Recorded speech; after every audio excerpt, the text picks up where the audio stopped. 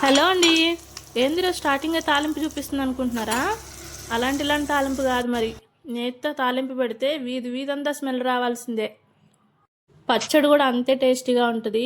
కొబ్బరి, ఎండుమిరపకాయలు అట్లనే మామిడికాయ వేసేసి పచ్చడి చేస్తున్నాను. సూపర్ అంటే సూపర్ ఉంటుంది. నోరు చప్పబడినప్పుడు చక్కగా ఈ విధంగా పచ్చడి చేసుకొని తింటే పుల్ల పుల్లగా, కారంగా, తీయగా అసలు చాలా టేస్టీగా ఉంటుంది. ఇదంతా ఓకే, కానీ మామిడికాయలు ఎక్కడి అనుకుంటున్నారా? ఎండాకాలం నేను మామిడికాయలు తీసుకొని వచ్చి చక్కగా వాటిని పైన పొట్టు తీసేసుకొని తీయకోకుండా కొన్ని ముక్కలు కట్ చేసుకొని ఉప్పు పసుపు పట్టించి డీప్ ఫ్రిడ్జ్లో పెట్టేసుకున్నా. మీకు ఆల్రెడీ వీడియో కూడా తీసి పెట్టాను, ఒకసారి చెక్అవుట్ చేయండి. నేను వీడియోలో చూపించిన విధంగా మనం స్టోర్ చేసుకున్నామంటే సంవత్సరం అంతా మనం ఎంజాయ్ చేయొచ్చు, కాయలు కానీ పళ్ళు కానీ ఏదైనా కానీ.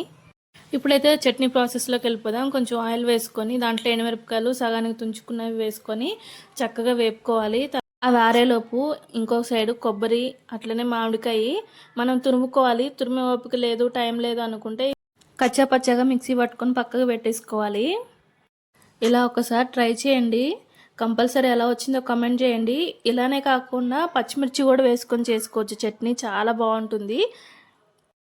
ఎండుమిరపకాయలు అయితే వేయించుకునే చల్లగా అయిపోయినాయి. ఇప్పుడైతే మిక్సీ జార్లో వేసుకొని కొంచెం ఉప్పు, వెల్లుల్లిపాయలు అట్లనే జీలకర్ర వేసేసుకొని ఒకసారి మెత్తగా గ్రైండ్ చేసుకోవాలి.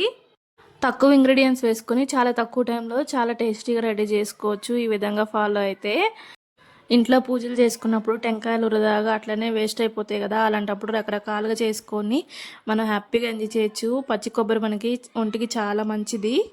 మిరపకాయలు మెత్తగా గ్రైండ్ చేసుకున్న తర్వాత ఇప్పుడైతే మనం ఆల్రెడీ కచ్చా పచ్చగా మిక్సీ పట్టుకున్న లేకపోతే తురుముకున్న కొబ్బరి అట్లనే మామిడికాయ తురుము వేసేసి మళ్ళీ ఇంకొకసారి బాగా మెత్తగా అయ్యేలాగా పేస్ట్ చేసుకొని తాలింపు పెట్టేసుకోవడమే. అందుట్లో నేతిలో తాలింపు పెడితే ఇంకా అద్భుతంగా ఉంటుంది.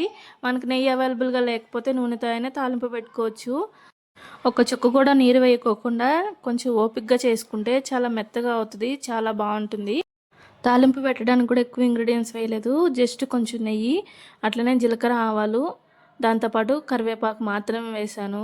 పప్పులు వేస్తే పప్పులు ఎట్లయినా మెత్తగా అయిపోతాయి కాబట్టి వేయలేదు. సో ఇవి ఫ్రై చేసేసుకొని ఇవి ఫ్రై అయిపోయిన తర్వాత స్టవ్ ఆఫ్ చేసుకొని చట్నీ మనం రెడీ చేసుకున్నది ఇందులో వేసుకొని సర్వ్ చేసుకోవడమే. ఎక్కువ వీడియో నచ్చితే లైక్ చేయండి, షేర్ చేయండి, సబ్స్క్రైబ్ చేసుకోండి. Thank you for watching. Comment చేయడం అయితే మర్చిపోకండి. Bye bye.